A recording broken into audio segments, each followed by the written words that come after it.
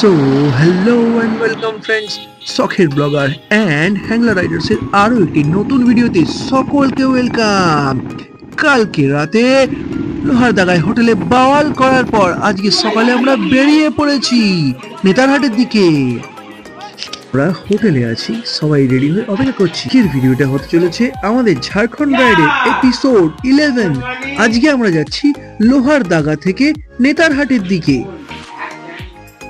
যে সমস্ত ফ্রেন্ডস আমাদের আগের ভিডিওটা দেখোনি তাদের জন্য আমি লিঙ্কটা ডেসক্রিপশনে অ্যান্ড ডান দিকে আই বাটনে দিয়ে দিচ্ছি, পেয়ে যাবে। সো এখন আমরা সবাই রেডি হয়ে গেছি, ঠান্ডাটা মোটামুটি ছিল। রেডি হয়ে আমরা বেরোচ্ছি লোহারদাগা থেকে। হোটেল কেতকি প্যালেস থেকে বেরিয়ে পড়লাম নেতারহাটের দিকে। এই যে অসাধারণ রাস্তা দিয়ে জঙ্গল এবং পাহাড়, ছোট ছোট গ্রাম ছিল, জঙ্গল এবং পাহাড়।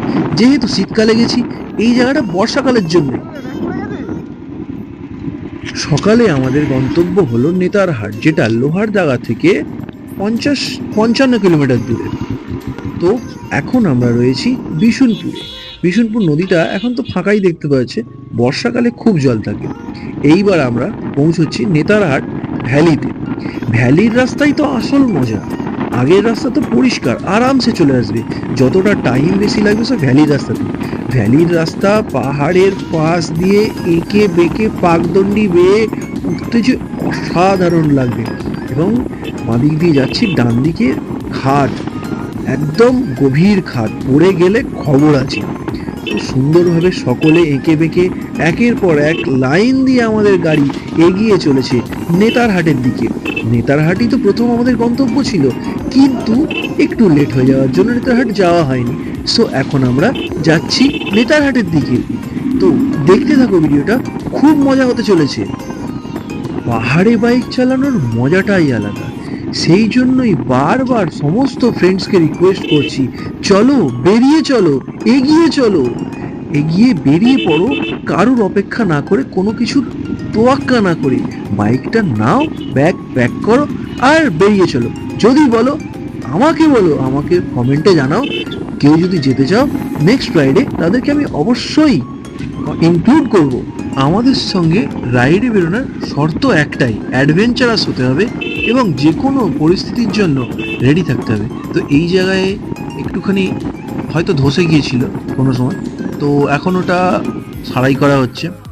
এখানে আমরা দাঁড়িয়ে একটু অনেকক্ষণ বাইক চালিয়েছি, দাঁড়িয়ে একটু মজা করে নিই, গান বাজনা, একটু আনন্দ, নাচানাচি করে নিই রাস্তার উপর।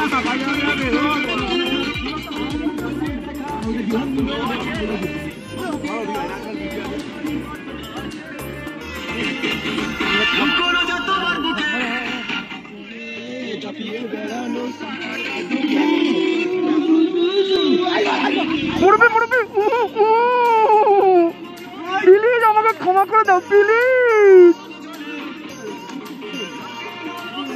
মুরব্বি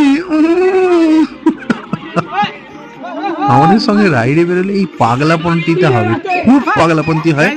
প্রতিটা ছেলে এক নম্বরের পাগল, এবং এই পাগলপন্থীটার জন্যই আমরা প্রতি বছর যাই। এরা রেস্ট নেওয়ার পাশাপাশি গাড়িগুলোর একটু রেস্ট নেওয়া হবে। অনেকটা রাস্তা, প্রায় 50 কিলোমিটার রাস্তা চলেছে এবং 20 কিলোমিটার না 10-12 কিলোমিটার মতো পাহাড় উঠেছে। তো গাড়ি টাড়ি রেস্ট নিয়ে, আমরা নিজেরা রেস্ট নিয়ে আবার বেরিয়ে পড়লাম এখান থেকে নেতারহাটের উদ্দেশ্যে। আর ওই 17-18 কিলোমিটার মতো বাকি, কিন্তু 17-18 কিলোমিটার যেতেও ওটাও টাইম লাগবে, বিকজ সমস্ত রাস্তাটি তো ঘাটি দিয়ে, পাহাড়ের পাকদণ্ডি বেয়ে, তো এই রকম রাস্তা দিয়ে স্পিড তো বেশি উপরে তোলা যাবে না। তো টাইম তো লাগবে, টাইম নিয়ে একটু বেরোতে হবে। তো এবার মোটামুটি এসে গেছি। এখান থেকে বাঁদিকে গেলে ওই একটা ঝর্ণা আছে, লোধ ওয়াটারফলস, আর ডান দিকে গেলে নেতারহাট। আমরা এখন নেতারহাটের দিকে যাচ্ছি। এই যে উপরে বোর্ড দেখতে পাচ্ছ, নেতারহাটের বোর্ড। এই জায়গায় জঙ্গলটা অসাধারণ, খুবই সুন্দর লাগছে। জঙ্গলের ভিতর দিয়ে বাইক চালাতে জাস্ট ফাটাফাটি লাগে। তো এগিয়ে চলেছি এখন নেতারহাটের দিকে। আমাদের সমস্ত রাইডাররা আগে যাচ্ছে। এখান থেকে ইচ্ছা আছে নেতারহাট থেকে আরও একটু দূরে যাব।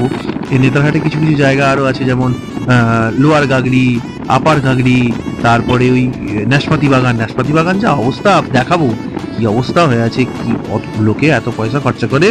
এখন শীতকালে নাশপাতি বাগানে কেউ যেন আসবে না, সকলকে রিকোয়েস্ট করছি শীতকালে এলে নাশপাতি বাগানে আসবে না, এলে একমাত্র বর্ষাকালে, তখনই কিন্তু নাশপাতি বাগান দেখতে হবে, না হলে খুবই অবস্থা খারাপ। সো এবার আমরা এসে গেছি নেতারহাট। এই ডান দিকের বাঁকটা ঘুরলেই নেতারহাট। সকাল থেকে কিচ্ছু খাওয়া হয়নি, এবার আগে যাই, পৌঁছে গিয়ে আগে দেরি করে খাবো। তো খাওয়াটাও বেশ লম্বা চড়া। তো আমরা পৌঁছে গেছি নেতারহাটে। ভিডিওটা যদি ভালো লেগে থাকে তো লাইক করো, শেয়ার করো, আর সাবস্ক্রাইব করো চ্যানেলটাকে। আর তোমাদের ভালোবাসা দিতে থাকো, কমেন্ট করে জানাও কে কে পরের বারে রাইডে যেতে চাও। তো আবার দেখা হচ্ছে পরের রাইডে।